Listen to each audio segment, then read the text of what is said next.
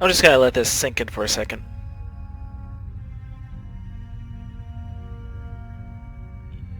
Okay. I mean, that's totally a true fact. But 56K modems are a little old now. Anyway, good morning. I am Super G-Load, and this is Freespace, the Great War. Welcome to advanced training. Are you serious? As you know, research has been completed on the new shielding technology. Shields are being added to all fighters and bombers. In this training mission, you will be instructed on the use of your shield system. Okay, I guess that's fair. In addition to the new shield technology, the new interceptor aspect-seeking missiles are now available. They are more powerful than the MX-50s, but require a lock before they may be fired. You will learn how to properly use the interceptor in this mission. Okay, that is also fair. The shield is an important addition to your ship, and the interceptors are a formidable addition to your arsenal.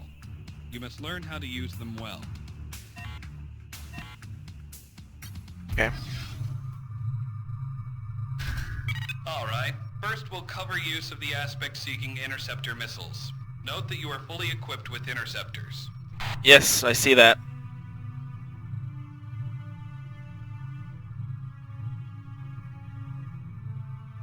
Unlike heat-seeking missiles such as the MX-50, you must acquire a lock on your target in order for an aspect seeker to home.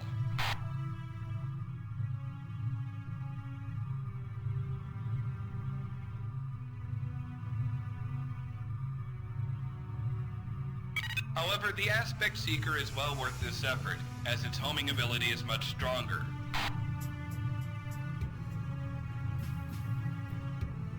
Once fired, the aspect seeker will track its target anywhere in space. Once the heat seeker loses track of its target, it is not likely to reacquire lock. Got it.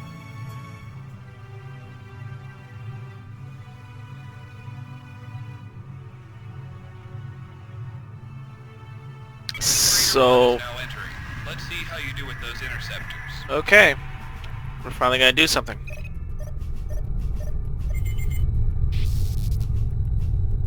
Notice the red indicator moving toward your target. That's the aspect diamond. Once it is moved onto your target, you'll see the lock indicator. This indicates your interceptors are locked and ready to fire. Got it.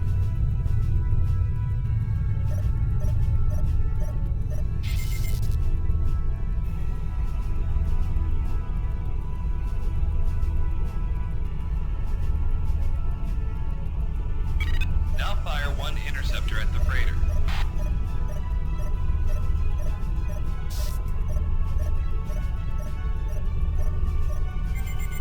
Note how fast the interceptor moves. They also deliver quite a payload.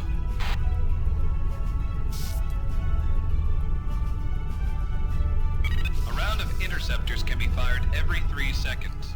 Fire another round and note the countdown timer in your weapons gauge. Yep. Easy enough. Note that the interceptor is nearly useless if fired before lock has been attained.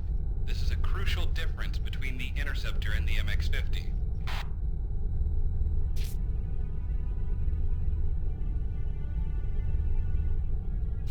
Now target the weapon subsystem on the freighter. Alright. Good. Now wait until you have attained lock on the weapon subsystem. Got it. Now, fire your interceptors until the weapon subsystem has been destroyed. Well done. Note your interceptors will be effective in destroying subsystems on large targets. Now unload your interceptors until you destroy Freighter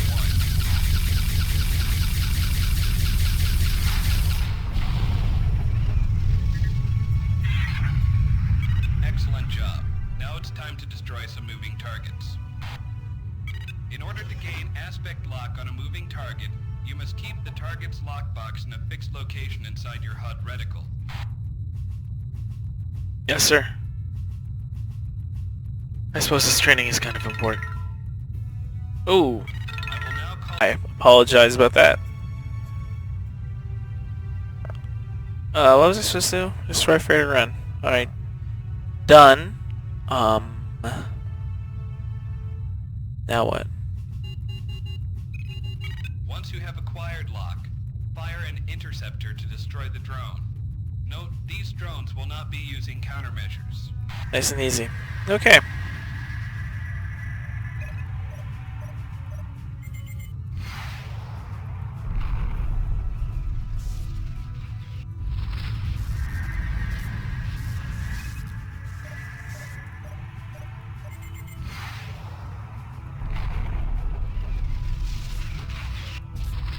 That is kind of nice. Well done. Now let's try something a little more difficult. Wings of 2 drones will appear at once. Destroy them all. Okay. And... Note that you'll need to be in range of these drones before you can gain aspect lock. Fly toward them.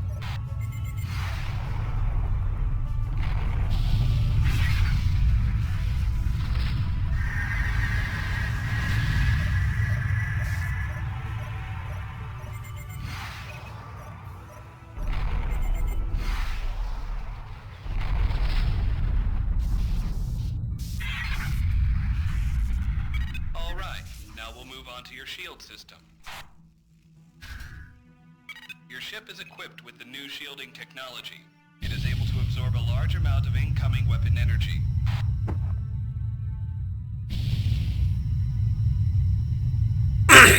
As the shield Excuse me, sorry about that. damage, it becomes weaker. However, it automatically regenerates itself over time.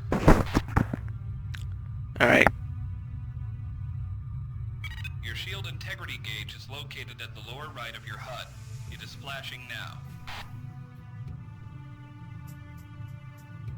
Your shield is divided into 4 quadrants, each able to withstand a certain amount of damage. Yep. When a quadrant of your shield suffers damage, the corresponding section of your shield integrity gauge will flash. Observe. Note the front of your shield is flashing as if you've taken damage.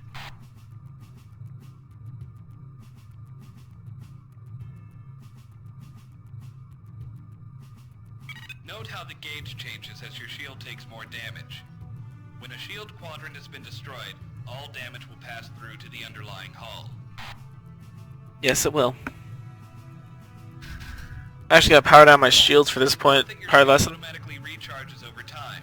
I will accelerate this process to save time. Now observe as the front quadrant of your shield repairs itself to full strength. The reason why I dropped it down, just to really exaggerate the shield management stuff that you will see in a minute or two.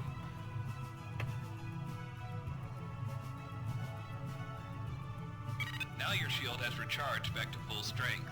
Next we'll cover shield management.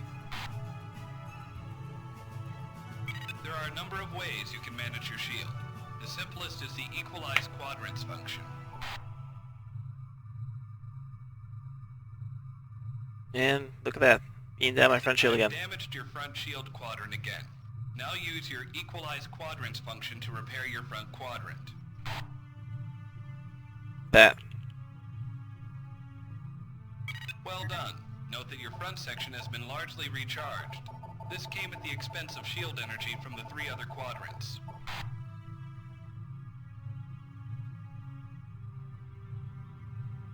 I'm going to reduce most of your shield strength. Note that 3 of your 4 quadrants are now near 0 strength.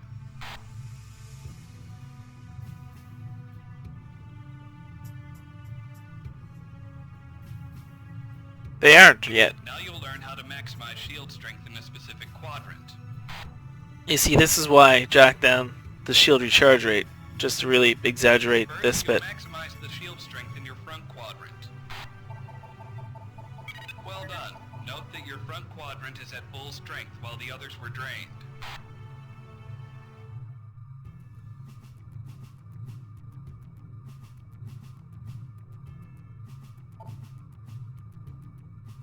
Maximizing your front shield quadrant is especially useful when you're attacking a large ship against its turret fire. It's not like Star Wars where you can put your shields on double front. Now I want you to maximize your rear shield quadrant. If you're pursuing an important objective and are being attacked from the rear, maximizing your rear shield quadrant can be very useful. You only use this if you're being attacked. So like the guy is behind you, blasting at you. Instead of equalizing your shields, just keep putting power to your backside, because that's... Well done, pilot. Ow! Missiles are an important part of your arsenal. What was that for?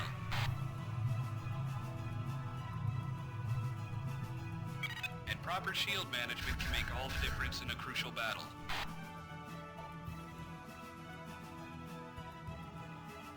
So, This concludes your training. Return to base. I'll turn to base in a second. So, if I'm, diving at something, and my front shields are taking a beating, I can put power to the front shields to kind of make sure that the shields absorb the damage and not my hull. Same thing for the rear. You'll notice that now you've got 3 energy systems to manage. I still recommend jacking down your weapon system, just because, again, all weapons in this game don't really use that much energy. But you're gonna have a bit less engine energy to play with. I mean, I suppose you could just jack up your engine energy to kind of get your speed back. Whichever playstyle suits your preference.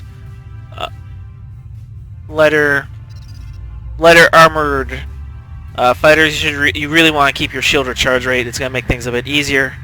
Your heavier bombers and assault fighters, Congratulations, you have completed your training. you can use less shields and rely more on its hull. And I got wings again! In the original game, I believe they were called the advanced wings. So this video was unnecessarily long. Anyway, that's it for Advanced Training 2. I think we're done training. I hope.